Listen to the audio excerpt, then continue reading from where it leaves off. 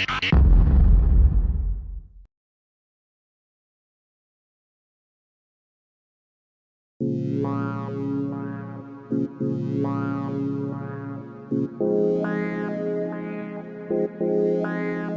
we are at the Kilowatt Utilities, which is supplying clean water and heat, but also treating wastewater. I look at new ways of actually treating wastewater.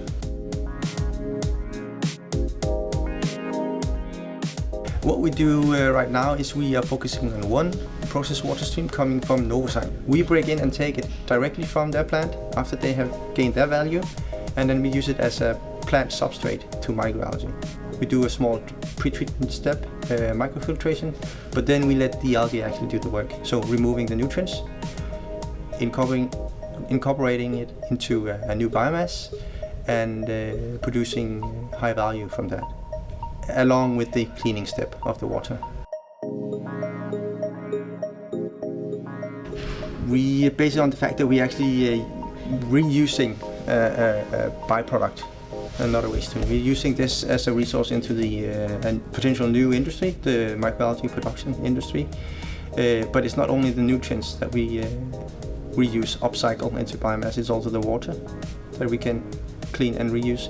And then of course the fact that these microalgae are actually consuming CO2 and producing oxygen. And when the sun is there, they use the sun as an energy source.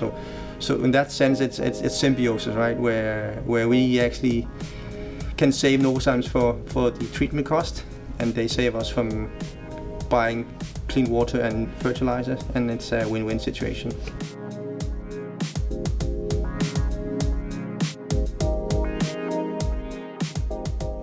I see an option of actually creating a new way of exploiting the resources, taking care of the environment, and creating new jobs,